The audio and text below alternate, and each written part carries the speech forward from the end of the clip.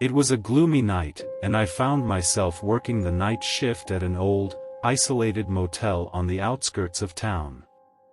The motel had a sinister reputation, with whispers of dark secrets and mysterious disappearances surrounding its history. I desperately needed the money, so I took the job despite the warnings.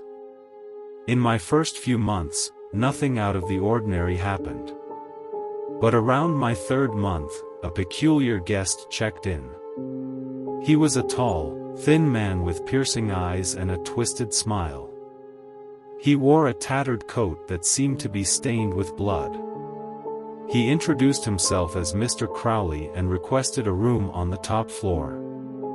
Mr. Crowley had a sinister aura about him, but I couldn't turn away a paying guest. Each night, he would emerge from his room at exactly midnight, carrying a small leather bag. His eyes gleamed with anticipation, and his presence sent shivers down my spine. Curiosity got the better of me, and one night I decided to investigate. I followed him as he made his way to the basement of the motel. The air grew colder, and a putrid stench filled my nostrils. I hesitated but pressed on, determined to uncover the truth.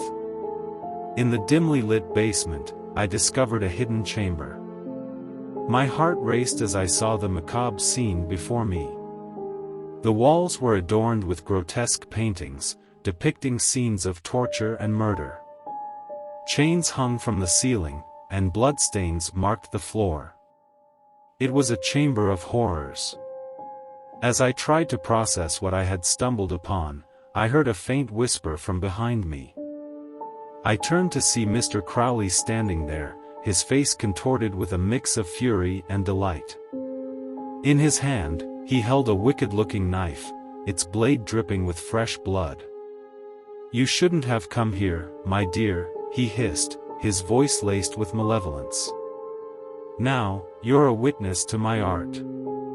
Fear gripped my entire being as I realized the gravity of my situation. I sprinted towards the stairs, desperate to escape the clutches of this deranged man. But Mr. Crowley was faster. He pursued me relentlessly, his laughter echoing through the corridors of the motel. As I reached the ground floor, I stumbled upon a group of guests who had just arrived. Frantically, I warned them about the horrors lurking within the motel. Together, we fled into the night, leaving Mr. Crowley behind, his maniacal laughter fading into the distance. Days later, news broke about the discovery of a series of gruesome murders committed by a mysterious figure. The details matched the horrors I had witnessed in that hidden chamber. Mr. Crowley, the twisted artist of death, had vanished without a trace. Haunted by the memories of that night, I vowed never to work another night shift or set foot in that accursed motel. The darkness that lurked within its walls would forever haunt my nightmares, a chilling reminder of the horrors that can unfold in the dead of night.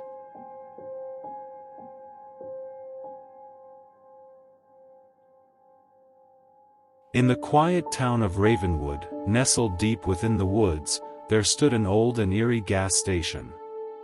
It had been abandoned for years, its faded sign barely visible through the overgrown foliage. Legends circulated about the station, tales of dark rituals and unspeakable horrors that had occurred within its walls. One fateful night, a group of adventurous teenagers decided to venture into the depths of the town's darkness. They sought thrills and excitement, unaware of the sinister force that awaited them. Among the group was Emily, a brave yet curious young woman who had always been drawn to the macabre.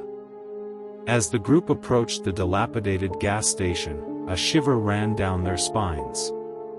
The air grew thick with an unsettling energy, and the moon cast eerie shadows upon the broken windows. Emily's heart pounded in her chest, a mix of fear and anticipation intertwining within her. They cautiously stepped inside, the creaking floorboards echoing through the desolate space. The air was heavy with the scent of decay and long-forgotten secrets. As they explored the dimly lit rooms, they stumbled upon a hidden basement door concealed behind a dusty curtain. Curiosity overpowered their apprehension, and they descended into the depths below. The stairs groaned under their weight, and the musty smell grew more pungent with each step.